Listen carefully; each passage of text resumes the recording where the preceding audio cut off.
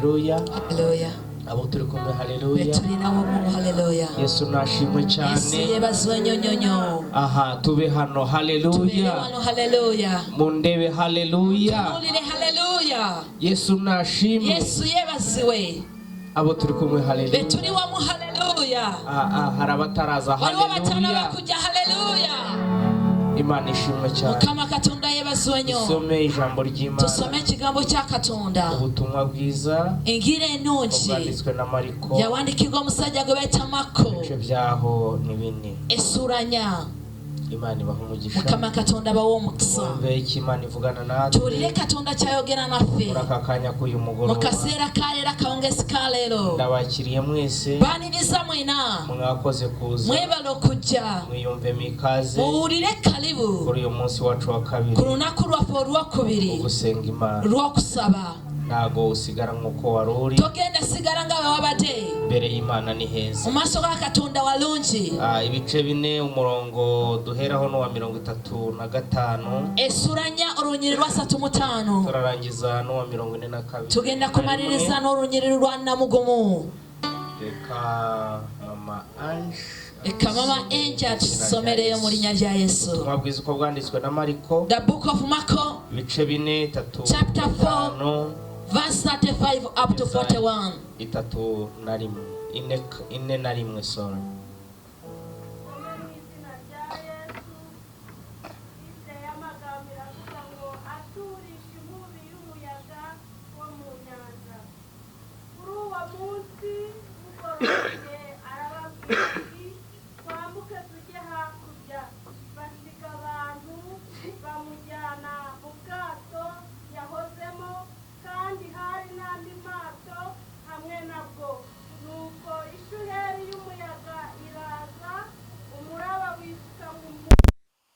bigezaho bwenda kurengerwa yarasinziriye aryamye ubwerekeza yiseguye umusego baramukangura baramubaza bati mwigisha nubyitayeho ko tugiye gupfa akangutse acyaha umuyaga abwira inyanja ati ceceka utuze umuyaga uratuza inyanja iratungana rwose arababaza ati ni iki kibateye ubwoba ntimurizera baratinya cyane baravugana bati mbega uyu ni muntu ki utuma umuyaga n'inyanja bimwumvira amen. Ni Yesu zina riryoshye niwe nzira yamunze nabibereye narumva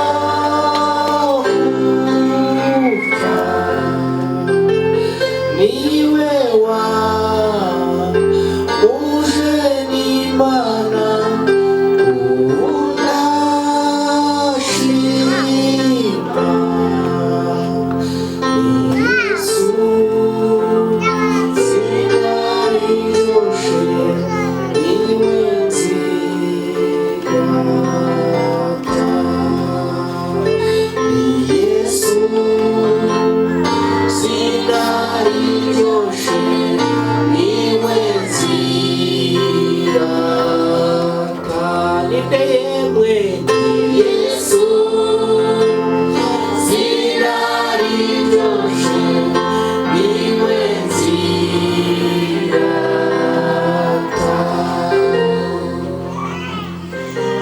uyu ni umunsi wa kabiri w'amasengesho yacu Luno ku lwokubiri lw'okusaba kwaffe. Amasengesho asoza umwaka Okusaba okwokumaliriza omwaka. wa 2021. Omwaka gwa 2021. Ni amasengesho adasanzwe Kwe kusaba okutali kwa bulijjo. kubera yuko turi mu ntego iri muri Yesaya. Kubanga tuli mu agamba abantu tiyajja. Afite ubutware, Talina obuyinza. afite ubushobozi Ate ng'alina bwo obusobozi. gukiza no kubohora, Obw'okuwonya n'okusumulula. kubera yuko ari wo murimo wamuzanye. Kubanga gwe mulimu ogwamuleeta. Nimba ubyizeye ukomere Yesu Bw'oba amashyi. wabikkiriza kubira Yesu engalo z'amaanyi. Yaje kubohora ababoshye, Yaje kusumurura abasibe yaje gukingurira abari muri yaje gereza kugurira abari mu makomera yaje gutanga ibyishimo ku bababaye yaje kugabesanya uko ababari nenaku yaje guca inyatsi n'akaranga yaje kugoba gufirirwa n'ikarondozi waragakomerwa amashyi akubirwe mu ngara asigare kunamurondo forever akagasura dufite ni ukubera Imana kana akafesi kemura barwa kuba Katonda kandi ni ukubera yuko yaje kubanga yajya Imana ihabwa icyubahiro Katonda wewe kitibwa mu gihe twari gusenga mu kisera cye twari mu kusaba twari kumwe narabibabwiye ejo twari nabo yesterday na kibagambako twari turi gusenga cyangwa se n'indimo gusenga twari turi mu kusaba bana n'indi mu kusaba ariko Imana imishurira ibintu bikomeye mu rugo nefuna okuwesebwa ekiro Imana amagambo akomeye na Katonda napone bigambo ebyamanyi dusanga muri Ezekiyeli ekigambo cye tusanga mu Ezekiyeli nabonye ari umwaka mu magambo makeya utari mwiza kuri benshi mu bigambo bitono nasanga ngagwe mwaka wo gutari murungi kubanji harimo gupfa kwa benshi muri mwaka ufa kwa banji nabonye urupfu rukomeye narabo rumbo rw'amanyi ruce rwica abana b'inshuke ruta abana bakava ku mabere abadamu beza cyane abacyara balungi nyo abasore beza abavubuka balungi abakobwa beza abalenzi n'abawala abalungi urabica orumbo rwone rubata noneho ari amagambo ari muri Ezekiyeli wenjewe nawerebwe ikigambo kiri mu Ezekiyeli nuko marayika arabwirwa ngo nti wacu marayika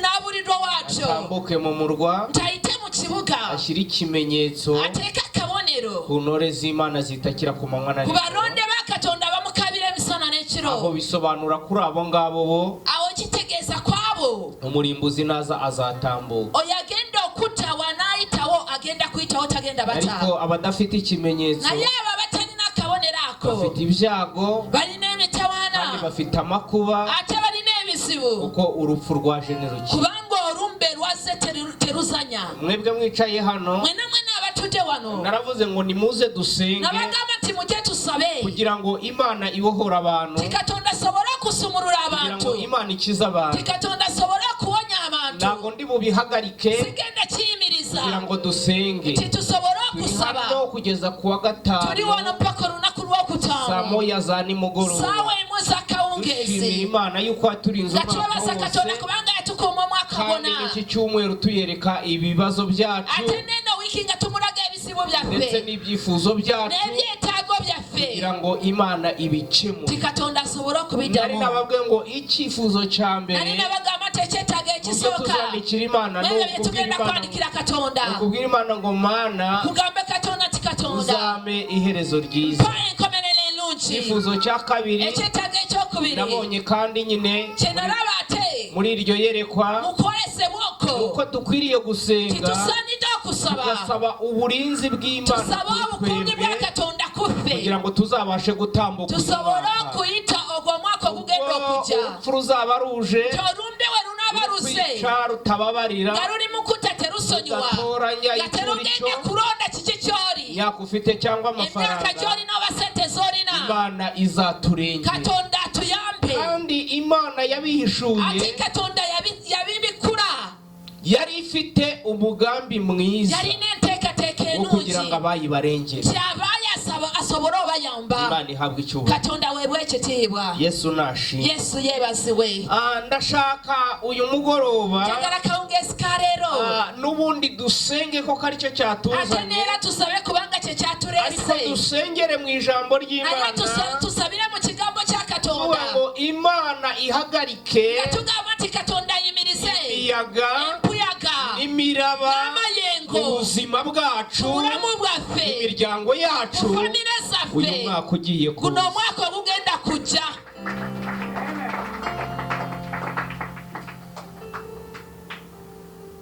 Yesu nashimwe Yesu yeebazibwe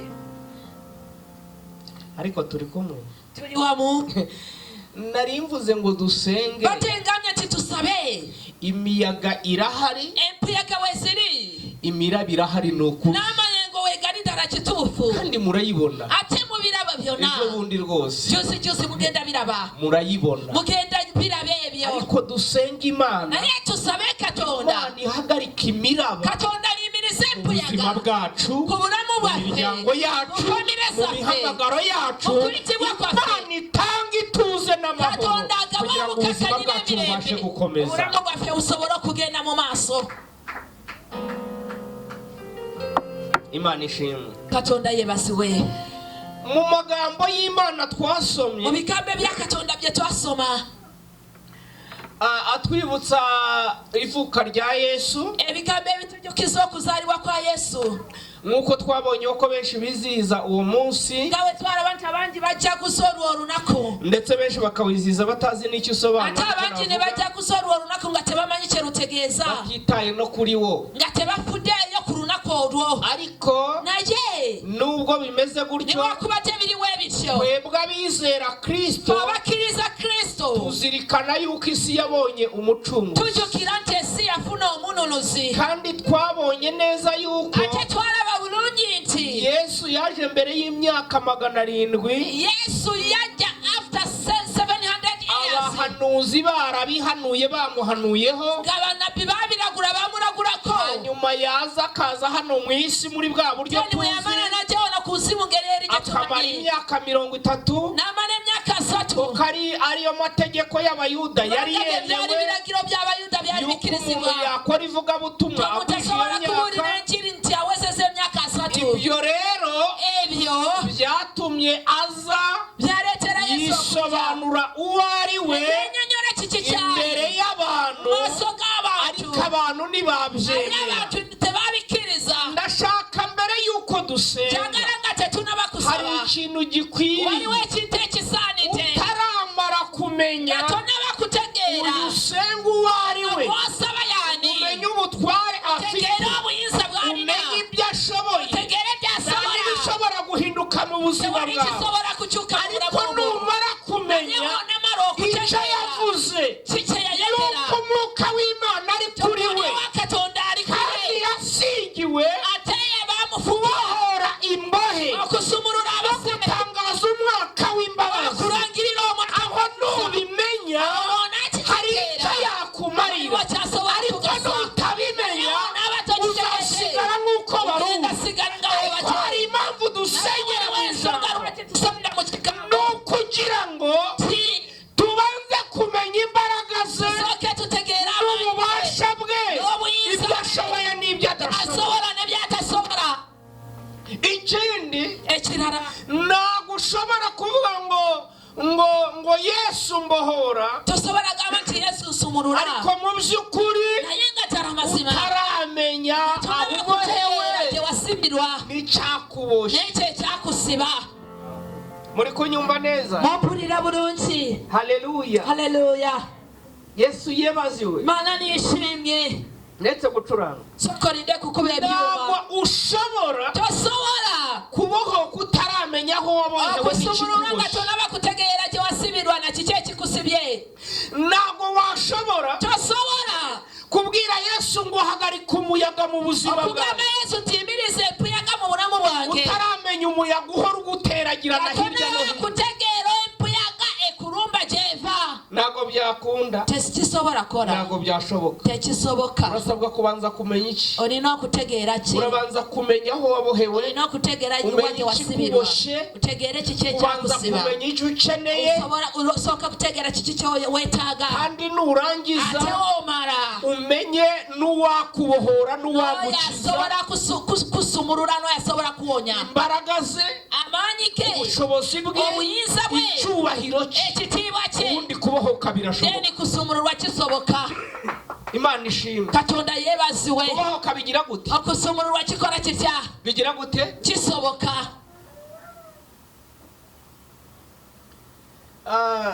Umuyobozi wa gahunda Porogaramu w'olwaleero yavuze ijambo, sinzi nimba mwaryumvise. yayogedde ekigambo simanyi oba mwakiwulidde. Yavuze ngo hari igihe abantu nyine bamara igihe kinini basenga, Yagambye nti waliwo ekiseera abantu kye bamala ebbanga ddene nga basaba, ariko ayo masengesho yabo ukabona nta gihinduka. naye okusaba okwo kwabonebwa tabeerawo enkyukakyuka. Narababwiye ngo mu gusenga, nabagamba nti mu kusaba nimba usenga oba osaba ukabona nta gihinduka mu n'oba buzima olaba nga bwawe, tewali enkyukakyuka mu bulamu bwo, amasengesho yawe esaala yo afite ikibazo. erina ekizibu. Ntabwo bisobanura ngo nimba usenze Tekitegeeza nti oba osabye buke wenda usubizwa, nkeera uddidwemu, ntago aricyo ashatse kuvuga. sicyenjakadde okwogera. Mu gusenga habamo yego, Mu kusaba mulimo iye, habamo hoya, mulimo no, habamo nategereza. ne babeeramu olindirira. Iyo umuntu asenga Omuntu wabasaba ukabona nabirahinduka, n'olaba nga tewali ebikyuka, ushobora kumusanga n'ijambo tegereza. osobola musanga n'ekigambo ekigamba nti lindirira. Iyo rero ari muri tegereza, waba ali mu kigambo alindirira, nta kintu kimunyeganyeza, tewali ekisobola munyeenya, kuko aba afite kwizera. kubanga aba alina Ariko okukkiriza. usanga abantu basenga, Naye osanga abantu nga basaba, ugasanga nta gihinduka, osanga nga tewali kandi enkyukakyuka, n'amaganya agakomeza kuba menshi. ate n'ennaku negenda mu maaso n'okubeera nyingi. Ese iyo dusenga nta mbaraga ifite, Oyo gwe tusaba talina maanyi, iyo dusenga nta bubasha ifite, oyo gwe tusaba talina buyinza, iyo dusenga ntabwo ibasha guhindura, oyo gwe tusaba talina obuyinza. kubera iki? Lwaki?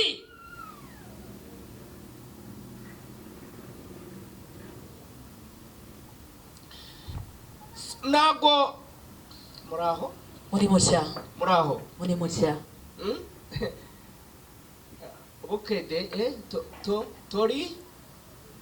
tori mwavu go mutwe gogo, ntabwo nshaka ngiye mbivuge. Gye saagala Tori mwavu nkyogere. go mutwe gogo, nje Ntabwo uri omukene ariko omutwe waawe nze ngenda komawo. tori mwavu go mutwe gogo go mutambeshyera ngo ninjye mbivuze. Temugeza ne mumpayiriza nti nze akyogedde. Ako kantu murakazi kuri. Aka akantu ako mukamanyi ku bukede. Rero kenshi Emirundi mingi usanga ikibazo osanga dufite ekizibu ari kye hano. tulina we wano Hano mu mutwe hano. wano. Narababwiye nababwiye yuko ubugingo nti obulamu bubitse hano mu mubiri. buterese wano mu mubiri. Ntabwo Yesu rero Yesu yitaye ku bugingo gusa, tafuddeyo ku bulamu kyokka, kubera yuko bubitse mu mubiri. nga buterese mu mubiri. Bimeze si wakiri wama siko bimeze. wama si wakiri Rero birababaje. kiruma. Wa mupasitori wigeze kuza hano Samu, Oli pasa Samu yajja wano yaratubwiye ngo yatugamba mama nti we maama we yavutse ari umudiyakoni. yazaalibwanga mu dikoni Akubura iki? Urusengero. nga yera ekanisa, Yitwararika muri byose, yali yegendereza mu byonna, ariko naye yarinze akura mu kukula kwe aba umugabo, n'afuuka omusajja, mama we asaba umunyu, maama we ng'asaliriza ari omunyu, umudiyakoni ate w'umunyamasengesho, nga muasa wemerwa n'Imana n'abantu. mwekirizibwa ne Katonda n'abantu. Alo, Hello. ni umudiyakoni wemerwa n'Imana n'abantu, Muasa akirizibwa Katonda n'abantu, ariko mama we aracyasaba naye umunyu, maama we akyasabiriza kandi omunyu, yakorera ishobora ate byose. oyo gwasinza ayinza byonna. Kubera iki Imana idakuraho icyo Lwaki kibazo? Katonda tajjawo ekizibu Hari ekyo? uruhare rwawe Sayidi yawe kugira ngo Imana igire ibyihindura. Katonda kusobola kuba Birasaba uruhare rwawe. bisaba sayidi yo. Muranyumvise? Mumpulire. Birasaba uruhare rwawe. Kyetaaga sayidi yo. Abantu mutunze amasezerano muzamu. Abantu balina ebisuubizo Uwa emikono mbere. waggulu tulabe. Uwa kabiri nini? Murakoze. Zaasooka oba okubiraliwa. Ubu wasanga ab'Imana yabwiye imodoka bazi ko izamanuka mu ijuru, Oyinza kusanga nga Katonda be yagambye emmotoka bamanyi nti emmotoka egenda kuva mu ggulu ebasange. kandi birashoboka ko Imana izaguhera umugisha mu nyanya Ate kisoboka nti Katonda agenda kuweera omukisa mu nyaanya no gucuruza igikoma mu igaraje. n'okutunda obuugi mu galagi. Ariko muri cenga zasohora. Naye ate mutudde mugamba nti ebisuubizo byaffe bijja tuukirira. Ntago mwumva. Temuwulira. Narabwe nga amasengesho musabwa gukora iki? Nabagamba nti okusaba kuno mulina okukola mutya. Icyambere Ekisooka munsijukize. Mutambwira Nga temunsijukiza. Ruhanga wanje Katonda wange. mwari muhari. Mwali mwe Kondisiyo ni iyihe? condition eriwa ya masengesho yo kusaba kuno. nindi Anaasobola kingamba. bebe yego sha bebe ni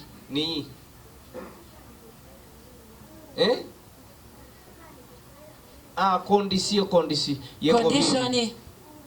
bibwira amasengesho.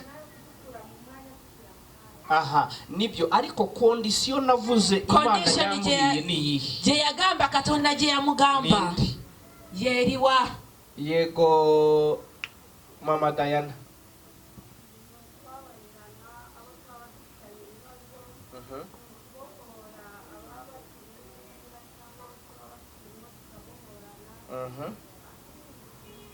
Mwarabikoze? Mwabikora.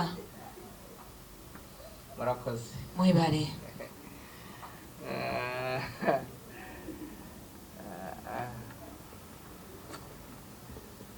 Reka dusenge dutahe. Reka tusabe tugende waka. Nta kizahinduka Tewari kigenda cyuka. nawe utarahindura ibitekerezo. Na nawe tonaba kucyusa endowooza zo. Ni hehe wagakwiye kuba uri utari? Wawani badde sawa zino naye nga toriwo. Ni ibiki Satani yakunyaze? Biki Satani bye yakubako? Ni igiki wagakwiye kuba uri cyo? Kiki kye wani badde sawa zino kyotali? Ni ibiki wifuza ko bihinduka? Biki bye weetaaga bikyuke? Nago waba uri muri babana batatu. Tasobola kubanga oli mubale abaana basatu. Twasenze 21 dusaba Imana gikora ibitangaza. Twasaba ennaku 21 nga tusaba Katonda akola ebyamagero. Twagera hagati ngababaza akazi bakeneye. We twatuuka makati abaana ne babuuza emirimu gye beetaaga. Uwambere akambwira ko akeneye kapito y'imitwaro. Eyasooka n'agamba nti yeetaaga kapito wa mitwalo 2. Undi akambwira 5. Omulala n'agamba emitwalo 5. Iyo bambwira tukayabaha nidusenga amasengesho. Singa bangamba ezo sente ne tuzibawa ne tutasaba ennaku 21. Ni igiki ushaka yuko gihinduka? Kiki kye weetaaga kikyuke? Icyo ushaka yuko gihinduka. Ekyo kye weetaaga kikyuke. Hari uwabisigiwe arabishoboye. Waliwo eyabifukirwa amafuta abisobola. Mana ndagira ni kunumva batanyumva. Genda kola kya Katonda nga tebampulira. Kiki wifuza ni he ushaka kugenda? Weetaaga wawa oyagala kutuuka. Ukeneye yuko Yesu yakugeza. Weetaaga Yesu akutuuse. Hari imiraba n'imiyaga. Waliwo empuyaga n'amayengo. Yaranze ubuzima bwawe. Ebyalaga obulamu bwo. Wenda iba mu muryango wawe. Birinze kubanga biva mu famire yo mu kikakyo. Kwebwe yari ihari. Fe byaliwo Hari imiraba y'inzara. Waliwo empuyaga y'ibibazo. empuyaga y'ebizibu. Imiraba y'amadeni. Empuyaga y'amabanja. Hari imiraba. Waliyo empuyaga. 2022. Naye tuweze tuweze. Yesu warisigiwe. Ahagarika imiraba n'imiyaga mu buzima bwacu. Mu izina rya Yesu. Mu linnya rya Yesu.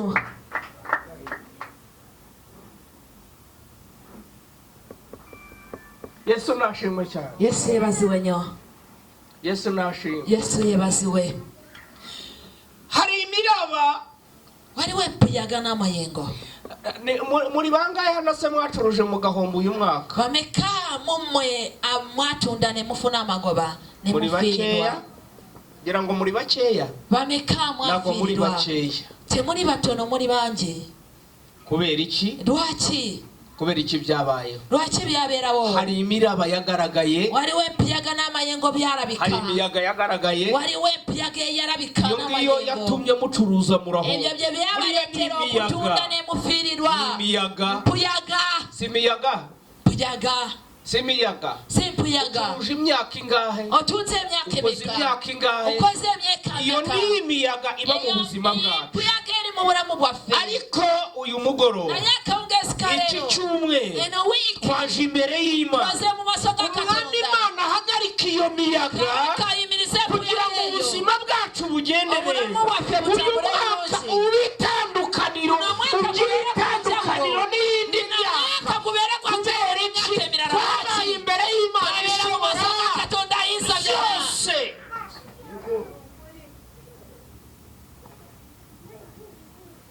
Uzi gutwara moto wenda ukabura yo kwishyura inzu kandi ukora. Uwo ni Manya kuvuga umuyaga. boda ngo n'obulwa sente za kusasula landi road ate ng'okora. Ogwo iyo mpuyaga.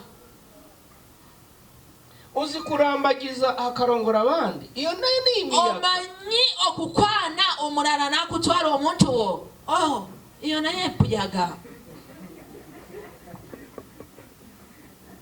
Uzi kurambagizwa n'abasore benshi kandi ntihagire n'umwe ugutwara. Iyo nayo ni Omanyi kwogerezebwa n'abavubuka bangi abalenzi abalungi abali handisamu n'obulwa n'omwakutwala. iyo yose nayo ni imiyaga. Egyo gyonna mpuyaga.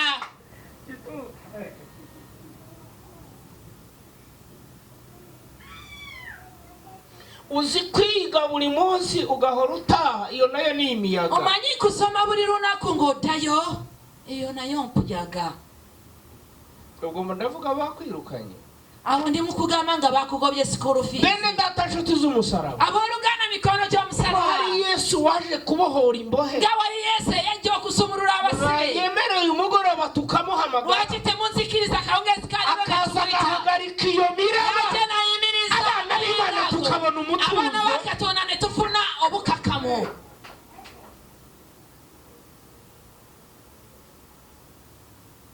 none se kakati mutekereza yuko abasore muri hano muciga n'abakobwa mulowooza abalenzi n'abawala bali wano abakyasoma bamugejeje iki gihe mutarava mu mashuri? okubanga mutuusisa esawa munaba kuva mu ssomero mulowooza eyo si mpuyaga, si imiyaga mwahuye nayo, ezo empuyaga ze mwasikana nazo. ko ndamubitse imitwaro, abahuye n'iya korona, waliwo abasikana n'empuyaga za korona, abahuye n'impamvu zabo waliwo bwite, abasikana n'empuyaga z'ensonga zaabo. ariko Imana naye Katonda, Imana ibasha guhagarika ye imiyaga. Katonda asobola kuyimiriza empuyaga ezo. ate kambabuulire, ndikumva konegisiyo y'Imana, ndimukuwulire enkolagana ne kandi ndikumva muri uyu mugoroba ate tugiye gusa njiwulira edebore za sebone tandima esi ya borishayi, ndikumva Imana, ndimukuwulira ndikumva imbaraga Katonda, zihagarika imiyaga, ndimukuwulira amanya agayimiriza imiyaga y'ifu iri hagati muri twebwe uyu mugoroba iravaho mu izina rya Yesu. olwaleero lugenda kuvaho. Amen.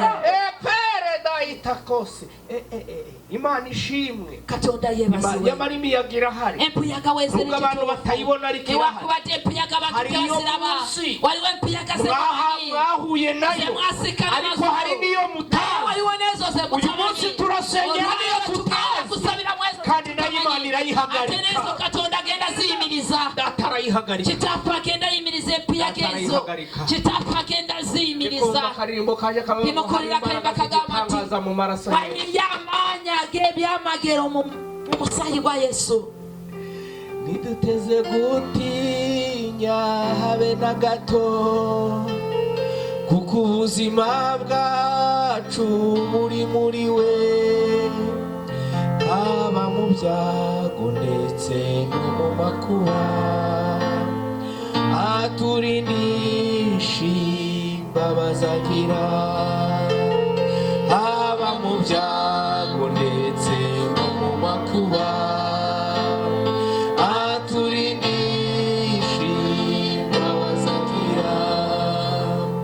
Iyo turyamye dusinziriye, kandi iyo tugenda mu mihana, turindwa n'urukundo rwayo, turindwa n'imbabazi za Yesu. Iyo turyamye dusinziriye, cyangwa iyo tugenda mu mihana,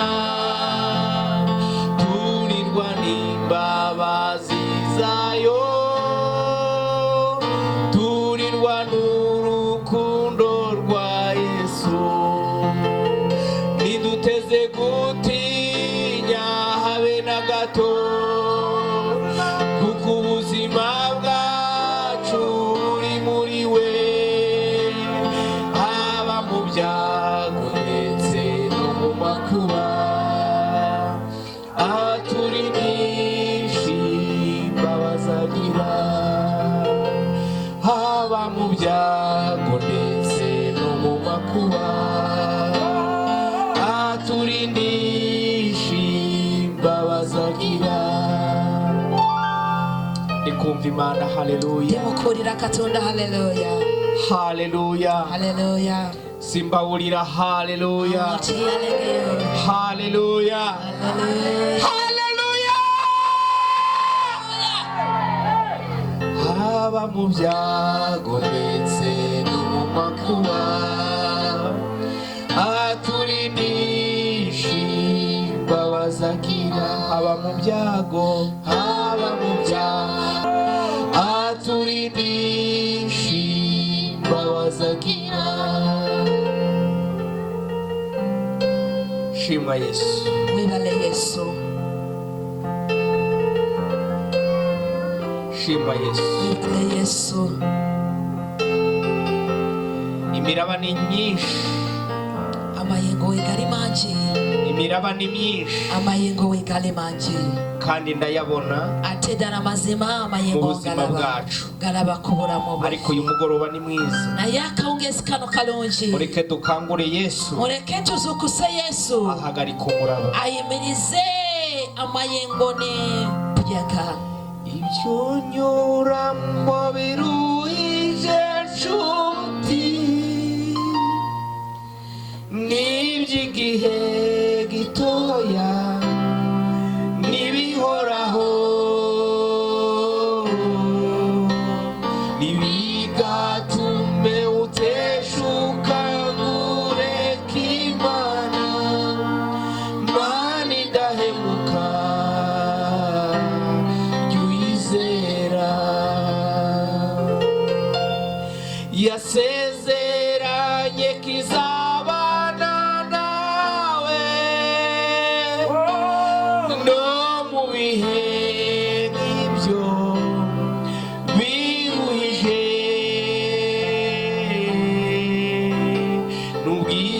n'ubwisezerano ryayo risa nkaho ritinda, ntabwo rizahera jya uyizera. Dusenge, tusabe, ninjiye mu mwuka wo gusenga Imana. tuyingidde mu mwoyo gw'okusaba Katonda. Waba umaze iminsi uzi umuyaga wabaye mu buzima bwawe, ubeere ng'omaze ennaku ng'omanyi empuyaga yali mu bulamu bwo, kandi uwo muyaga uwumazemo imyaka myinshi, ate eyo empuyaga ogimazeemu emyaka mingi, ariko Bibiliya yatubwiye ngo naye Bayibuli yatugambye nti Yesu ari kumwe n'abigishwa Yesu be ngali wamu n'abayigirizwa be yari asinziriye, yali yeebase nga yiseguye yebakutetala umusego, nga yeewunzise epiro, baterwa n'umuyaga, ne balumbirwa n'empuyaga baterwa n'umuraba, n'amayengo, ariko bakangura Yesu. naye ne bagolokosa Yesu. Nakubwiye ijambo rikomeye, nakugamba ekigambo eky'amaanyi, nakubwira ngo Yesu arabizi, naye ngamba nti Yesu ariko akimanyi, akeneye uko ubimubwira. naye yeetaaga teneera Yesu arabizi uko abigishwa bari mu makuba, Yesu akimanyi olungi nti abayigirizwa bali mu bizibu, ariko akeneye uko babimubwira. naye ate yeetaaga bamugolokose bamugambe. Barataka ngo Yesu ne bakaba ne bagamba nti Yesu ukize. tuwonye. Yesu arahaguruka,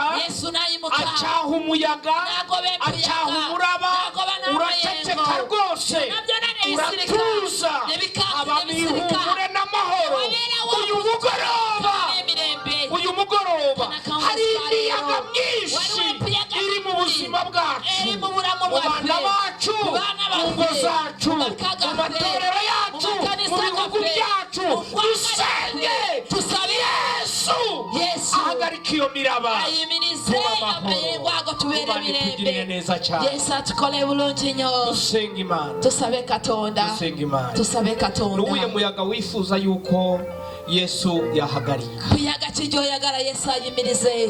Uwumva ari umuyaga awulira nti alinayo empuyaga, hariho Yesu yahagarika, nga waliwo empuyaga gye yeetaaga Yesu ayimirize. haguruka dusenge. situka ku bigere ebyo tusabe. Ntabwo ari mwese, si mwena, ahubwo ni umuntu wabula y'oyo omuntu ufite icyo yumva yabwira Imana, alina ekyo kyasobola okugamba Yesu, icyo yabwira Yesu, kyasobola agamba Katonda agahagarika umuraba ayimirize amayengo, waranze ubuzima bwe, amayengo agabeera mu bulamu bwe, intege nke zakuranze, obunafu bwakulabikako, inyatsi yakuranze, okufiirirwa okwarabika ku ibyago bulamu bwo, byakuranze, emitawaana eyalabika ku bulamu bwo, bigarukira mu muryango wawe.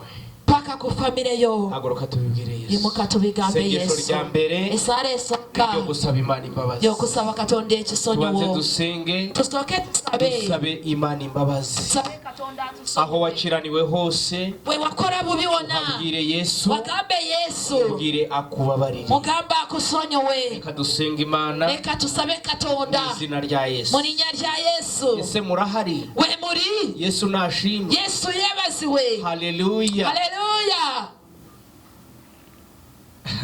Dusenge. Tusabe. Reka madamu afate mikrofone dusenga Imana. Leka mukyala akwate microphone tusabe Katonda. Hari akaririmbo mujya muririmba. waliwo akayimba ke mutera nnyo Ngo mu kwezi kwa okuyimba mbere nabonye neza ti mu mwezi gw'osooka nalabe Ariko obulungi bwa wabonye neza Katonda, y'Imana. naye oba walaba obulungi bwa Katonda wafunamu obunafu agamanya amatono gagambe Yesu omusaayi gwa Yesu gumara okunaza kulimara kanyirize ngoye mu musaayi gwe sirita wariterinnya lyange omusaayi gwa Yesu gumara okunaza kulimbara kanyigize ngoye mu musaayi gwe sirikya wariterinnya lyange omusaayi gwa Yesu gumara imusa dobozi tandika kuwulira Yesu yatulira Yesu buli kimu kitamusanyusa kutuuka mumwa wariterinnya lyange omusaayi gwa Yesu gumara okunaza kulimbara kanyirize ngoye mu musaayi gwe sirikya wariterinnya lyange saba mu linnya lya Yesu imusa dobozi osabe kitaffe mu linnya lya Yesu yimusa dobozi usabe ubulire Yesu obunafu bwo bulira Yesu ekyo weetaaga buli kimu wakola kyo konono kimubulire yimusa dobozi tosiika yimusa emikono waggulu gambe Yesu nsaasire oli wamaanyi kabaka wabakabaka uli w'ekisa abantu bawe bemeye intege nke zabo abantu bawe ntabwo bagenze uko bikwiriye dusabye kugira ngo amaraso Yesu abantu bawe okunaza izina rya Yesu kulibara Mana y'ubutware kanyirize ayiwe Kristo mwiza turagusabye kugira ngo mwami wowe ubabarire abantu ntubacyurire wowe ubabarire abantu imbabazi zawe zikababaho ngwino ubabarire ubwoko bwawe uyu mugoroba buri muntu wese utsinzwe n'urubanza Mana wumwese amaraso yawe namubeho amaraso yawe namutunganye mu izina rya Yesu abahise imirimo ntibayitunganya mu izina rya Yesu ubugingo bwacu bube buzima abari mwami wongere wandike mu gitabo cy'ubugingo Yesu mwene Dawidi haleluya uyobore kandi mwami imbaraga zo kunesha ibyaha imbaraga zo gukiranuka kugira ngo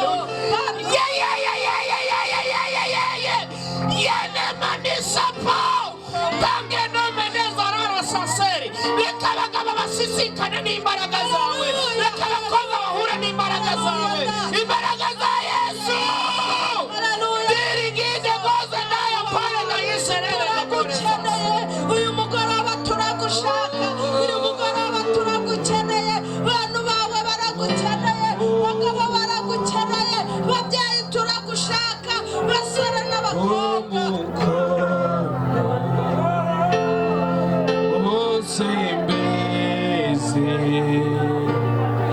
nekaga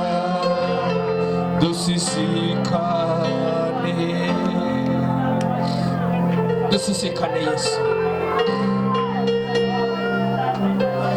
netegereza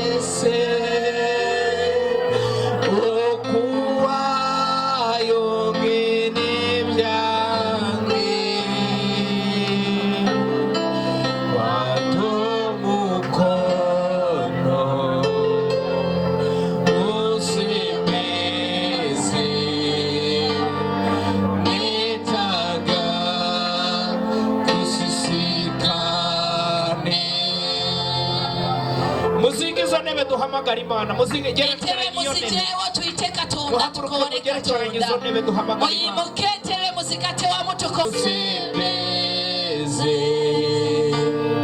netaga dusisikane. tangira gusenga mu izina rya Tandika Yesu kusaba mu ninya rya kubwira Yesu Yesu. umuyaga wawe Gamba Yesu empuyagayo. reka dusenga Imana Reka kubwira tusabe Yesu Katonda. umuyaga wawe tandika gusaba yimusa dobozi urekane bayibule yatugamba abayigirizwa barekana bakabira Yesu bamugamba Yesu dufude otuyambe Yesu yazukuka yayimbiriza yasirisa empewo mu runaku rwa rero yukarekana mu maso ga Yesu rekanira Yesu umugambe Yesu ari wempewo kuyaga mutosikanye nato mukama naye twita omusaayigo twita amaanyigo muri nyeri ya Yesu jangu omenyamenye jangu otaase kitange muri nyeri ya Kama kitange kuyita twita amaanyigo twita omusaayigo muri nyeri ya Yesu omwana wa Katonda omulamu saba saba saba saba saba saba saba mulokole saba nalotogamba mukama nalotogamba mukama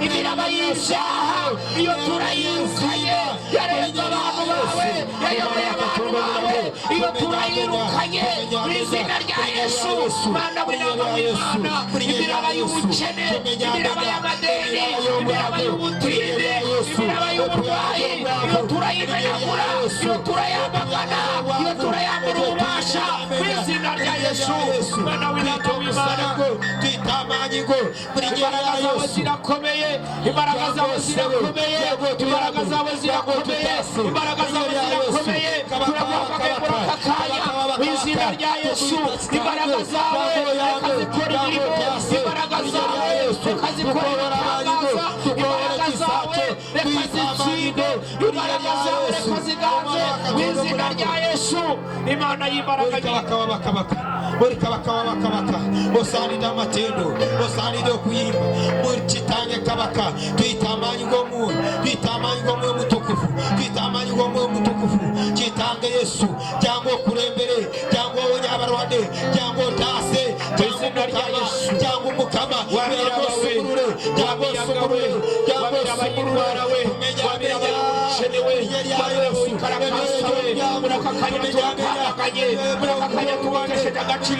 izina rya Yesu Kristo Yesu w'i Nazareti turaguhamagaye hari indiraba yaranze ubuzima bw'abantu bawe tubana muri uyu mwaka ariko muri aka kanya ko gusenga twirukanye iyo myuka mibi muri aka kanya ko gusenga hagarika imiraba yacu mwami imiraba y'abantu bawe abantu bawe barengere abantu bawe batabare mu izina rya Yesu wera wa Isiraheli imbaraga reka zikora imirimo n'ibitangaza imbaraga z'imigorogota reka zitsinde imbaraga z'imigorogota reka ziganze ko kuri Imana mu izina rya Yesu abantu bahure n'ubuntu bwawe abantu bahure n'imbaraga zawe abantu bahure n'ubutsinzi bwawe mu izina rya